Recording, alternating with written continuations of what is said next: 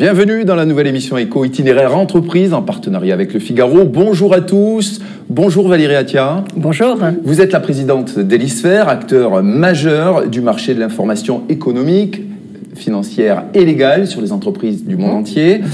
Valérie Attia, Elisphère couvre un champ d'intervention indispensable pour tous les acteurs économiques. Est-ce que vous pouvez nous présenter votre activité ? Absolument.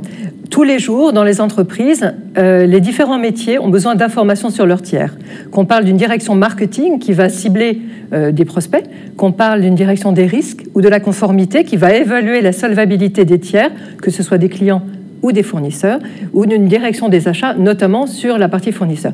Donc pour ce faire, ils ont besoin d'informations sur leurs tiers, de l'information financière, juridique et légale qui va les aider à prendre des décisions éclairées dans leur entrée en relation, dans leur relation d'affaires. Votre organisation repose sur plus de 300 collaborateurs répartis en pôle d'excellence, ça c'est bien ça ? Absolument.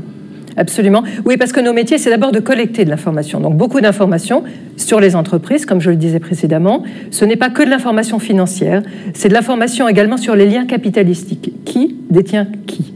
Et vous savez que les directives européennes ou les lois en France obligent, lorsqu'on entre en relation notamment avec un client ou avec un fournisseur, de s'assurer que le bénéficiaire ultime de cette entreprise n'est pas quelqu'un avec lequel il serait interdit d'entrer en relation. Donc voilà, donc on collecte beaucoup d'informations, on l'enrichit, on la contrôle évidemment, et ensuite nos data scientists vont manier cette information pour en tirer des indicateurs décisionnels pour les entreprises. Ça peut être par exemple un indice de probabilité de défaut. L'entreprise va-t-elle être vivante dans 6 mois ou dans 1 an ? Et si vous choisissez un fournisseur stratégique, il vaut mieux que vous choisissiez une entreprise pour laquelle vous êtes certain que dans 1 an, elle sera encore là. Voilà. Alors, Elisphère, c'est plus de 100 ans d'existence. Absolument. C'est de l'information sur 165 millions d'entreprises du monde entier, dont un référentiel des entreprises françaises de 13 millions d'entités. C'est surtout une entreprise toujours novatrice dans le domaine de l'information B2B. Absolument. Il faut le rester. Oui. On a besoin d'accompagner nos clients dans leur prise de décision. Et effectivement, depuis 100 ans, on a beaucoup évolué, mais ça, inutile de vous le dire. Et très récemment, avec la crise qu'on a traversée et qu'on traverse toujours malheureusement, le Covid, on a créé un indice de résilience Covid qui permet à une entreprise de s'assurer de la solvabilité court terme de l'entreprise avec laquelle elle va rentrer en relation, que ce soit un client ou un fournisseur. Et pour créer cet indice de résilience, on a évalué la façon dont une entreprise rentrait dans la crise. Est-ce qu'elle était solide ? Est-ce qu'elle avait des liquidités, de la trésorerie suffisante ? On a également regardé le secteur d'activité auquel elle appartenait. Et vous savez bien que pendant le confinement, et même encore aujourd'hui, certains nombres d'entreprises ne peuvent pas exercer leur activité ou ne peuvent l'exercer qu'en partie. Et donc, avec ces éléments-là, on a créé un indice de résilience qui donne un avis, si vous voulez, à nos clients sur la façon dont l'entreprise avec laquelle ils rentrent en relation va pouvoir honorer son contrat, qu'il s'agisse d'un client ou d'un fournisseur.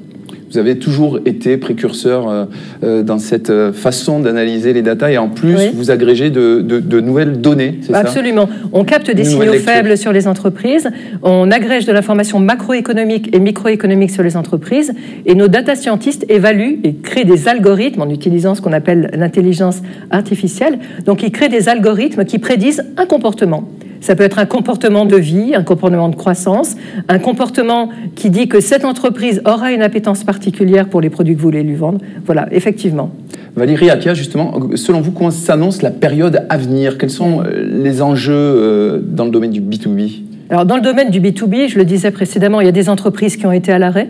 Donc, il y a probablement certaines entreprises qui, au moment où elles relancent leurs activités, ne trouvent plus le fournisseur qu'il leur fallait ou n'ont plus le portefeuille de clients comme ils le voulaient.